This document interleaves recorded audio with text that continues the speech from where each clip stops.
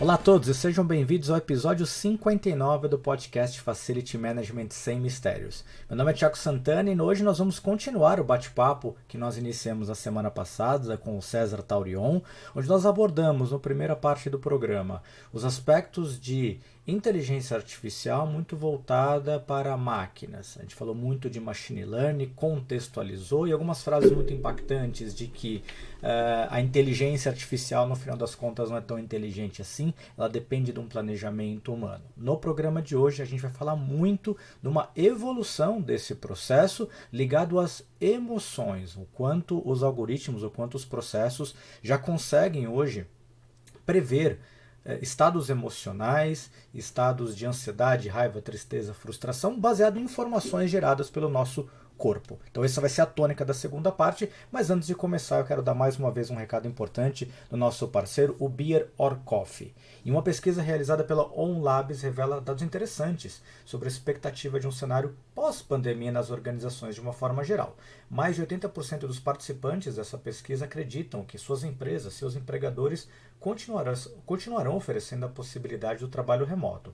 Ainda, quase 60% dessas pessoas afirmaram que preferem empresas que têm o modelo remoto implantado. E muito provavelmente, essa é a reflexão que nós fazemos e o convite para pensar que na sua organização, talvez essa seja também a expectativa dos seus colaboradores. Nós já falamos do Beer or Coffee aqui, nossa empresa parceira, mas para quem ainda não conhece, ela é um marketplace de coworking, que te ajuda a disponibilizar locais com a infraestrutura adequada e garantir flexibilidade para o seu time. E continua a oferta e a promoção que o Beer or Coffee disponibilizou para os nossos ouvintes de que tem um link exclusivo aqui na nossa descrição que garante uma diária grátis, onde você pode testar qualquer um dos diversos espaços disponíveis pelo Beer or Coffee, aí, próximo da sua casa, do seu médico, da escola dos seus filhos, onde for mais conveniente para você trabalhar. Não é sorteio, clicou, inscreveu-se, já ganhou essa diária grátis. Acesse www.beerorcoffee.com/r/sem mistério, o link vai estar aqui e aqui no final da descrição deste programa. Então vamos lá, vamos continuar da última pergunta do programa passado, da provocação que eu fiz com o César. Por isso que modelos mais maduros, nós não vamos entrar no detalhe hoje, mas fica a dica para quem está ouvindo. A gente tende a partir a iniciar do sensor para o sistema de processamento, quando o mundo ideal seria fazer o inverso. Olha, eu quero que seja qual for o meu sensor, que a informação venha nessa estruturação, porque aí você tem muito mais flexibilidade e liberdade para encontrar e utilizar o device, o dispositivo que você quiser, desde que ele já seja na partida configurado para transmitir as informações do formato que o seu sistema vai enxergar sem grandes adaptações. Se você tiver que fazer um depara para cada tipo de sensor, você vai morrer louco. César, acho que a gente contextualizou muito bem essa primeira parte do bate-papo que eu queria fazer com você. Vamos avançar para uma evolução desse aspecto. E aí eu vou dar um exemplo que tem mais ou menos uns 10 anos a primeira vez que eu discuti sobre isso para puxar este assunto. Lá atrás, eu lembro de discussões futurísticas, e lá atrás tem 10 bons anos mesmos, onde, num futuro qualquer, a gente pensando em experiência do nosso cliente, em atender melhor as pessoas que trafegam pelos nossos espaços de trabalho, e a frase lá atrás era: chegará um momento onde a recepcionista ou recepcionista, a recepção daquele ambiente, quando entrar uma pessoa, ele vai ter acesso a aspectos de temperatura, de batimento cardíaco, que isso a gente consegue transportar em níveis de ansiedade, de alegria, de raiva, de tristeza, e nós, como prestadores de serviços, poderíamos nos responder da melhor maneira, da maneira mais adequada possível para equilibrar aquele sentimento. Então, se a pessoa está bem, vamos manter o dia bem. Se ela está ansiosa, vamos tentar reduzir a ansiedade. E quando esse assunto foi discutido a primeira vez lá atrás, e tem mais de uma década, eu participei dessa discussão, aquilo como pareceu como um santo grau. Meu Deus, olha onde nós vamos chegar, olha a possibilidade. E aí eu quero empacotar isso no que hoje nós estamos falando do Emotional Artificial Intelligence. Eu queria que você falasse um pouquinho, César, sobre, primeiro, essa conceituação e aonde nós já avançamos dessa mesma análise de dados e de variáveis aplicada para o machine, agora talvez, se eu puder usar o termo, aplicado para people. Já tem gente, já tem aplicação trabalhando com isso? É muito legal o que você está falando, né? Ontem eu estava discutindo esse tema, também inteligência artificial, um outro podcast específico de tecnologia, e o meu ponto de vista é o seguinte: se você quer ser um pesquisador e se aprofundar em machine learning, você tem que se preocupar bastante com matemática. Você não vai fazer o algoritmo, que você tem biblioteca de algoritmos prontos, mas você tem que ter uma ideia do que ele pode, né, oferecer, qual seria o melhor conjunto de algoritmo para você utilizar em determinada situação. Regressão linear, ou árvore randômica, aleatória, ou, sei lá, qualquer outra. Quando você quer falar inteligência artificial, não é só matemática, você tem que entender de psicologia cognitiva. Quando a gente começa a falar de pessoas, você começa a ter potencialidade, sim, de explorar os recursos de reconhecimento facial de uma forma muito interessante. Para determinadas situações funciona. Claro que sempre tem uma margem de erro, mas vamos pegar um exemplo para chegar nesse ponto. Em medicina também é muito importante, como na manutenção preditiva, né? Um prédio, você evitar que você saia correndo, por exemplo, para tratar um infarto. Tem um infarto, vou correr atrás. Porque geralmente o que acontece? Você tem um infarto, às vezes a pessoa tem sintomas, né? Bem sintomático, vai para a emergência, já está no processo de infarto. Então, no processo de infarto, aí você vê o eletrocardiograma, vê o nível de troponina no sangue, né? A troponina significa que o músculo cardíaco já está afetado, aí você corre atrás, faz lá aplicação de stent, o que seja. Mas se você puder evitar que chegue nesse estado crítico antes, tem sinais? Tem. Por exemplo, já se identificou que você tem algumas horas antes do infarto, certas microcontrações faciais, que a olho nu nós não conseguimos ver, né? O médico vai olhar, não consegue ver, mas um algoritmo analisando a imagem consegue, porque ele consegue trabalhar a nível de pixel. Então, se você pega uma simples câmera e olha para você, e ele filma e passa isso para um algoritmo que pode fazer um alerta, diz, olha, você tem aí uma possibilidade, né, probabilidade. Repara, inteligência artificial, machine learning, nós estamos falando de sistemas probabilísticos, não determinísticos, probabilísticos. Você tem uma probabilidade de repente, estar aí em riscos de sérios problemas cardíacos. Deixa eu alertar o seu cardiologista e quer que eu chame o Uber? Eu chamo o Uber e você vai para lá. Dá para fazer essa conexão toda, né? Se a gente olhar, é possível isso que a gente está falando. Beleza. Quando eu começo a olhar comportamento, é um passo a mais. Comportamento, você pode ter uma expressão carrancuda, mas pode ser causado por diversas situações, desde uma expressão triste, pode ser causada por diversas. Então, as ações têm que ser feitas com muito cuidado. Você pode reconhecer que ele está triste, está ansioso, ele está irritado, mas a ação pode se tornar muito errada se você não agir da forma correta. Por exemplo, eu estou triste, digamos assim, não é nem uma recepção, ou entrou numa loja, eu estou triste. Aí eu conheço você, conheço o Tiago, você é um cliente meu, eu vou te dar uma caixa de bombom, uma caixa de bombom para você ficar mais alegre. Cara, a minha mãe acabou de falecer, pô, não quero a caixa de bombom. Então, a emoção que você está transmitindo, você não sabe, você sabe que está transmitindo alguma. Então, cuidado muito grande. Então, a gente tem que tomar, baseado nesses alertas, ok, tem algumas coisas numa recepção que podem ser, sim, monitoradas. A expressão, ele está irritado, mas está irritado por alguma razão. E eu tenho que analisar isso. Ele pode estar irritado por uma razão que seja do próprio recepção. A fila de atendimento está grande, então irritou ele. Ele estava com compromisso às 8 horas, chegou às 10 para as 8 e tinha 30 pessoas na fila e naquele dia das recepcionistas só tem 2. 3 não vieram, porque tinha um problema de trânsito. Então, a irritação é ali. Então, que ela vai poder fazer naquele instante. Então, é possível, sim, a gente trabalhar em relação a isso, mas a gente tem que olhar o contexto como um todo, porque reconhecer que a pessoa está com uma determinada expressão é relativamente até fácil, né? Você tem movimento da sobrancelha, dos músculos, do rosto, relativamente modelado isso em formas matemáticas. A questão é o porquê. Esse é o porquê que a gente tem que tomar muito cuidado em não ter pressupostos. Então, o que talvez tenha que fazer é o seguinte, fazer com que o processo seja o mais educado possível para todo mundo, que o processo seja o mais ágil possível. No mundo digital, você falou muito bem, nós estamos aí no mundo cada vez mais digital, não tem sentido você entrar numa recepção, ficar numa fila, fazendo N coisas. De repente, até um pequeno dispositivo pode ajudar, um aplicativo pode fazer N coisas, aí a criatividade vai ser colocada em prática para você fazer com que o processo seja o mais fluido, menos fricção possível.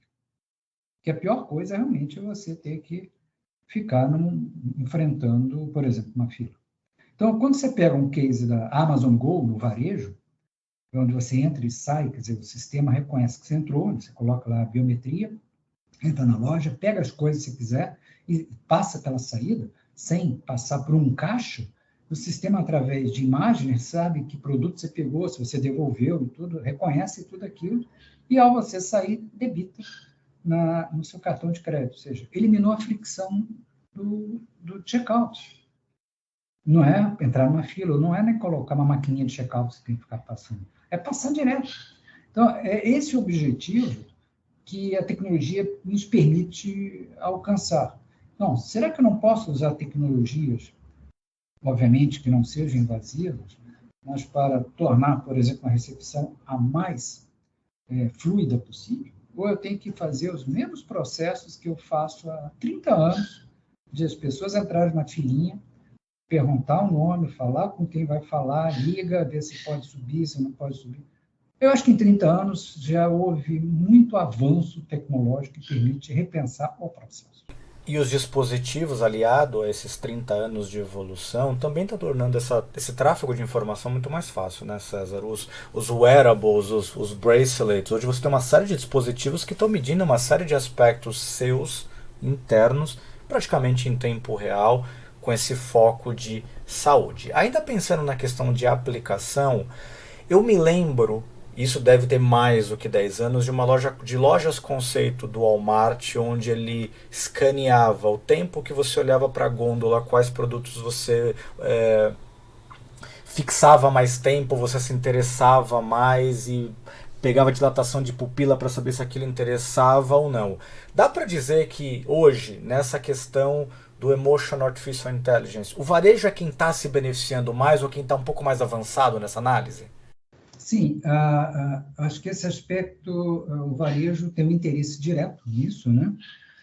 E agora, com o avanço dessas tecnologias e o próprio conceito do Facebook Horizon, né? O metaverso que ele fala, o metaverso, pelo menos na visão do Facebook, onde você tem mais informações muito mais detalhadas. Quer dizer, também é aquela questão da gente discutir até que ponto é invasivo. Por exemplo, com óculos eu consigo ter movimento, controlar melhor o movimento da pupila e até mesmo quando você gosta de alguma coisa, você está olhando e gostou, a pupila aumenta. Esses sinais biométricos são registrados por esse óculos, ou poderão ser registrados. A patente já foi solicitada, já foi concedida. Segundo o Facebook, o Meta, eles ainda não implementaram isso, mas é questão de tempo. Então, isso é mais, por um lado, abre novas oportunidades, mas também a gente tem que cuidar muito das questões de privacidade. Vamos supor que alguma foto me chamou a atenção.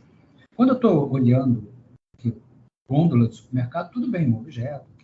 Mas quando eu estou olhando um site, olhando uma imagem, de repente uma foto me chamou a atenção. E pode ser, por exemplo, o gosto sexual de uma determinada pessoa que você não quer que ninguém saiba, mas você não consegue ocultar porque o seu olho, né, a sua pupila aumentou quando você viu algo que te agradou. E será interessante que a empresa use ou aproveite essa informação Então, são questões que a gente tem que balancear. O que nós podemos fazer com machine learning e o que devemos fazer com machine learning. Em tese, a potencialidade é a nossa criatividade. Tem tudo aí. A tecnologia me permite ver batimentos cardíacos, se em determinado momento acelerou ou não, se eu ver o contexto, saber por quê, ver o movimento dos olhos, ver minha temperatura do corpo, meu padrão de comportamento, a pegada digital que eu deixo de manhã até à noite, eu estou interagindo com tecnologia digital e deixando uma pegada digital. Se eu junto tudo isso, eu acompanho você da hora que você vai dormir, até a hora, quando você está dormindo, acompanho você 24 horas. Inclusive dormindo, monitorando seu sono. Sono profundo, sono leve, está se mexendo muito, se houve variação de batimento cardíaco, opa, está tendo um pesadelo. Então, você pode ser monitorado 24 horas, 7 dias na semana. Isso tem muitas aplicações positivas, mas, por outro lado, também você tem que tomar cuidado de até que ponto as informações estão sendo utilizadas, se existem garantias de privacidade e não vazamento das informações. Que a gente tem visto aí, vou pegar o caso só do Brasil, para não citar nem o mundo todo, praticamente todo dia tem uma grande empresa com seus dados vazados. Já vimos aí várias, de todos os setores, saúde, varejo, indústria. Ora, estão vazando dados do dia a dia, mas se eu tiver esses dados lá, pessoais íntimos, podem ser vazados também. Então, essas coisas têm que ser olhadas com sempre o olhar do copo pela metade. O olhar otimista, o copo meio cheio. Olha que tremendo potencial. E o copo meio vazio, mas espera aí, quais são os desafios, os riscos que eu tenho em relação a isso? Balancear e aí tomar a decisão correta. A decisão de investir numa tecnologia, ela não deve ser emocional, deve ser racional. E aí, César, você deixou a bola quicando para a gente abrir a terceira parte desse nosso bate-papo. O César fez um comentário, escreveu um artigo muito interessante em cima de um paper que é de 2021 chamado Emotional Artificial Intelligence, Emotional Surveillance and the Right to Freedom of Thought. Numa tradução livre, inteligência artificial emocional, supervisão emocional e o direito de liberdade do pensamento, que justamente traz esses desafios. O quanto as pessoas podem monitorar o que eu estou sentindo, o quanto as pessoas podem ter acesso àquilo que eu estou pensando e que tipo de benefício isso pode gerar para elas e talvez malefícios para mim, a partir do momento em que o meu mais íntimo dos pensamentos e dos sentimentos pode estar à disposição. E quando você coloca isso numa perspectiva, copo meio cheio, de que a recepcionista pode perceber um estado emocional alterado e reagir à altura, você fala, nossa, que coisa bacana. Quando você vai para o outro lado, de que, puxa, eu pensei alguma coisa que não deveria, ou que não era conveniente por uma série de questões, e aquilo está sendo usado a meu favor, contra mim. Isso é completamente assustador. E a raiz por trás das duas situações é exatamente a mesma. Então, César, o primeiro ponto queria que você falasse rapidamente sobre como é que estão acontecendo essas discussões, desses limites éticos, desse tipo de uso de dados. Esse ponto que você colocou é essencial e eu tenho insistido muito na tecla da questão da ética, né? A ética embutida no design dos projetos de machine learning, ou seja, não é só porque eu posso que eu devo. Esse é um ponto importante. Mas é uma discussão que ainda está muito incipiente, infelizmente. Se você olhar os cursos de machine learning, a imensa maioria dele, na verdade, todos eles praticamente abordam assim, de forma muito tangencial a questão de ética. Às vezes uma palestra, um bate-papo ou algo como opcional, e deveria ser extremamente obrigatório. A outra coisa também, nas questões, até ligado a isso, é que as equipes que estão envolvidas em projetos têm que ter uma certa diversidade, até porque você está falando, dependendo do tipo de contexto, com pessoas mais diversas possíveis, e essa diversidade tem que estar embutida ali, que são pensamentos, visões de mundo, muitas vezes diferentes. Não necessariamente antagônicas, mas percepções diferentes, baseadas nas experiências diferentes cada um. Isso tem que estar embarcado, e não um pequeno grupo que vai colocar no fundo, as suas experiências ali na escolha até das variáveis, até na escolha das bases de dados para treinar. Então, eu tenho que ter esse aspecto. Mas quando a gente olha o que existe hoje, o que pode existir em breve, quer dizer, você já tem câmeras que podem analisar uma série de coisas. E vamos pegar não apenas a imagem, mas vamos pegar correlacionando elas com o restante de coisas. Eu tenho o seu comportamento digital ao longo da vida, pelo menos da vida digital. Eu sei quem é você, o que você gosta, o que você não gosta. Eu sei naquele momento onde você está. Eu sei das suas atitudes, suas posturas, através das imagens. Eu posso medir seu batimento cardíaco, se está ou não, coração acelerado. Posso medir como é que está o seu olho, para quem você está olhando, como você está olhando, sua pupila. Então, eu posso ter uma visão muito ampla do que você tem hoje. Isso pode me levar a algumas conclusões certas ou erradas sobre você naquele momento, o que você está pensando, um pressuposto. Eu posso dar um passo mais à frente. A gente começa a ver essas primeiras experimentações, sempre bem intencionadas, pelo menos inicialmente, com esse de você colocar a Neuralink, por exemplo, do Elon Musk, de você colocar um dispositivo implantado no cérebro. Legal para determinadas situações. Eu tenho um problema motor, né? Paralisia, não me permite me movimentar fisicamente, e com esse dispositivo eu conseguiria usar, porque o cérebro está funcionando perfeitamente. Esse dispositivo eu consigo emitir sinais que são captados pelo cérebro, de comandos, e o dispositivo envia esses comandos, através de diversas tecnologias, Bluetooth, por exemplo, para sensores que vão movimentar uma cadeira de rodas, pode movimentar um braço mecânico e assim por diante. Isso é fantástico, legal. Você está dando condições de vida mais adequadas, de mais qualidade, a quem fica parado, né, 24 horas, porque não consegue mexer nenhum dos membros. Mas, por outro lado, toda tecnologia ela pode ser usada de forma positiva ou negativa. A bomba atômica, a energia nuclear pode ser uma bomba atômica, como também pode ser uma geradora de calor para as pessoas, né, energia, sobreviver ao inverno. Tem um lado positivo e um lado negativo. E se eu monitorar isso para uma série de coisas indevidas? Se eu começar a monitorar as ondas cerebrais, e aí eu tenho um entendimento, sabendo o que você está vendo, o que você está pensando, de quem é você. Não do que você está querendo passar, mas de quem é você na realidade. E aí, ou seja, você não tem mais intimidade. O Thiago, eu posso saber exatamente o que o Thiago está pensando nesse momento. Eu acredito que a nossa conversa está agradável, tem um bate-papo legal. Mas, de repente, se você estiver pensando assim, pô, mas o cara é chato pra cacete, e eu tenho essa informação aqui na hora, chato é sua avó. Quer dizer, repara o tipo de situação, estou brincando aqui, mas que pode acontecer se a gente não tiver um rígido, digamos, controle ético do que a gente quer fazer. Nossa, os sensores estão funcionando já, César. Incrível, você soube exatamente o que eu estava pensando. Mas repara só como a gente pode chegar a tudo isso, sim. Não é impossível, não. Os dispositivos estão sendo testados, já em macacos, já existe aí uma tentativa de se buscar voluntários humanos. Quer dizer, nós estamos falando de um horizonte de 5 anos, talvez, até menos. E todo o resto já existe. Então, é só juntar as informações.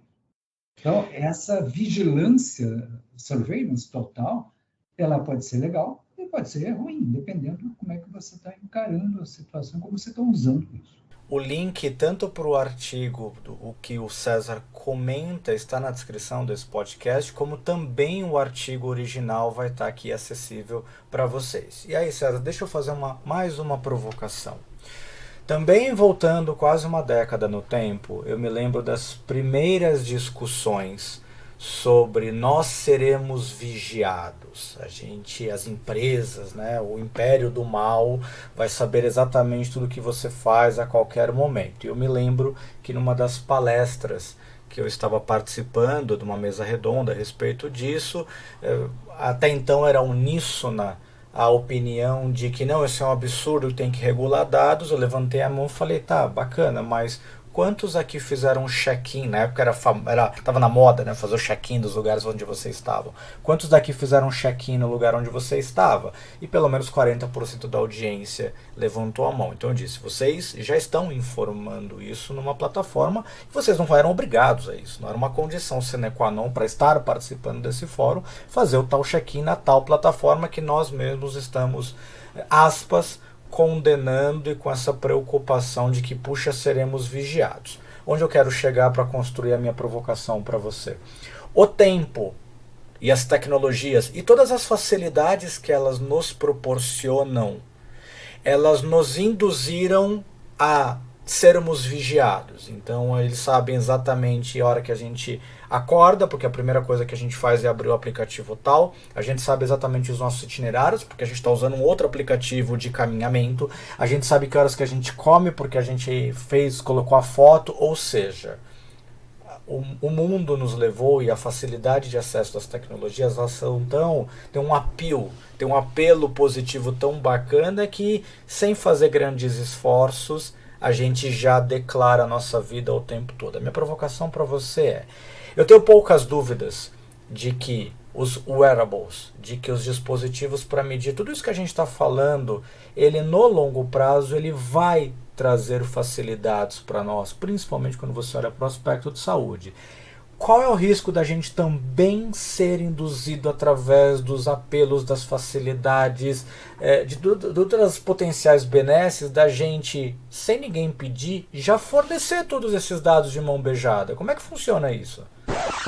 A gente sabe que o papo tá bom, mas por hoje a gente precisa encerrar. Para você que está nos ouvindo, não esqueça de curtir e compartilhar o conteúdo desse episódio. Se você estiver pelo YouTube, não esqueça de inscrever-se, ativar o sininho de alerta e fique atento que semana que vem tem a última parte da entrevista com César Taurion aqui no Facility Management Sem Mistérios. Um grande abraço e até a próxima.